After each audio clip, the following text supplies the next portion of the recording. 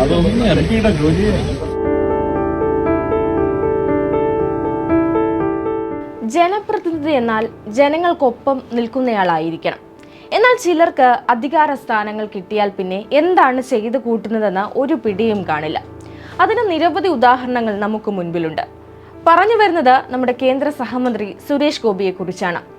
വീടിന്റെ അറ്റകുറ്റപ്പണിക്കുള്ള സഹായം തേടിയെത്തിയ വയോധികനായ കൊച്ചുവേലായുധനെ അപമാനിച്ചു വിട്ട സുരേഷ് ഗോപിക്കെതിരെ വലിയ വിമർശനമാണ് ഇപ്പോൾ ഉയരുന്നത്.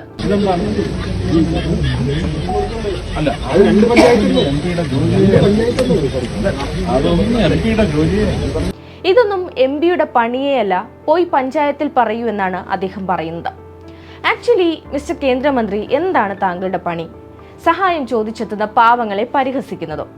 എന്നാൽ കേന്ദ്രമന്ത്രി സഹായം നിരസിച്ചു എന്ന് കരുതി കൊച്ചുവേലായുധന്റെ ആവശ്യം നടക്കാതെ പോകില്ല. ഇടതുപക്ഷം ഹൃദയപക്ഷമായി നിന്ന് ആ വയോധികന് വീടൊരുക്കും. അദ്ദേഹത്തിന്റെ വീട്ടിലെത്തിയ CPIM തൃശൂർ ജില്ലാ സെക്രട്ടറി KV അബ്ദുൾ ഖാദർ വീട് നിർമ്മാണം ഉടൻ ആരംഭിക്കുമെന്ന് ഉറപ്പു നൽകി. കേന്ദ്രമന്ത്രി ശ്രീ സുരേഷ് ഗോപി കഴിഞ്ഞ ദിവസം ഒരു ചടങ്ങിൽ വെച്ച് അപമാനിച്ച ശ്രീ കൊച്ചുവേലായുധൻ്റെ വീട് നിർമ്മാണം CPIM ഏറ്റെടുത്തിരിക്കുകയാണ്. ഒരിക്കലും ഒരു ജനപ്രതിനിധി നടത്താൻ പാടില്ലാത്തൊരു പ്രഖ്യാപനം നടത്തിയ കേന്ദ്രമന്ത്രിക്കെതിരായിട്ടുള്ള സർഗാത്മകമായൊരു പ്രതിഷേധമാണ് ഇത് ഏറ്റെടുക്കലിലൂടെ ഞങ്ങൾ നിർവഹിക്കുന്നത്. നാളെ മുതൽ ഇതിൻ്റെ പണികൾ ഞങ്ങൾ ആരംഭിക്കുക തന്നെ ചെയ്യും. ഇതാണ് രണ്ട് രാഷ്ട്രീയ പാർട്ടികൾ തമ്മിലുള്ള വ്യത്യാസം. ഒരു MP മാത്രമല്ല, കേന്ദ്ര സഹമന്ത്രി കൂടിയാണ് സുരേഷ് ഗോപി. അദ്ദേഹത്തിന്റെ ജോലി ജനങ്ങളുടെ ആവലാതികൾ കേൾക്കുകയും കഴിയുമെങ്കിൽ പരിഹാരം കാണുകയും ചെയ്യുക എന്നതാണ്. എന്നാൽ ജനപ്രതിനിധിയുടെ ഭാഗത്തു നിന്നും ഒരിക്കലും ഉണ്ടാകാൻ പാടില്ലാത്ത പ്രവൃത്തി തന്നെയായിരുന്നു അത്.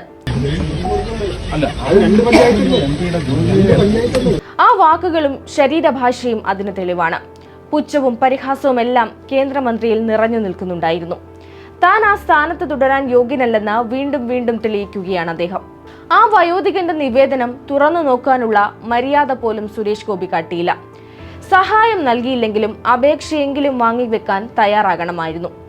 ഇത്രയധികം ധാർഷ്ട്യവും അഹങ്കാരവും പുച്ഛവും നിറഞ്ഞ പ്രതികരണം മറ്റൊരു ജനപ്രതിനിധിയുടെ ഭാഗത്തു നിന്നും മുമ്പ് കണ്ടിട്ടില്ല. ഒരു ജനപ്രതിനിധിക്ക് ജനങ്ങളോടുള്ള സ്നേഹവും കടമയും ഇത്ര മാത്രമേ ഉള്ളൂ. സിനിമാ സ്റ്റൈൽ ഭരത് ചന്ദ്രൻ കളിച്ചിട്ടൊന്നും കാര്യമില്ല. PR വർക്കും മാസ് ഡയലോഗും കൊണ്ടൊന്നും ജനങ്ങൾക്കിടയിൽ ജീവിക്കാൻ കഴിയില്ലെന്ന് ശ്രീ സുരേഷ് ഗോപിജി മനസ്സിലാക്കിയാൽ നന്ന്. രാഷ്ട്രീയ മുതലെടുപ്പ് നടത്തി ജനങ്ങളുടെ കണ്ണിൽ പൊടിയിടുവാനുള്ള ശ്രമങ്ങളെ തുറന്നു കാട്ടുന്നതാണ് ഇത്തരം പ്രവൃത്തികൾ. ഏതായാലും കൊച്ചുവേലായുധന് ഇനി ആവലാതി വേണ്ട. CPIM ഒപ്പമുണ്ട്. വീട് നിർമ്മാണം ഉടൻ ആരംഭിക്കുകയും ചെയ്യും.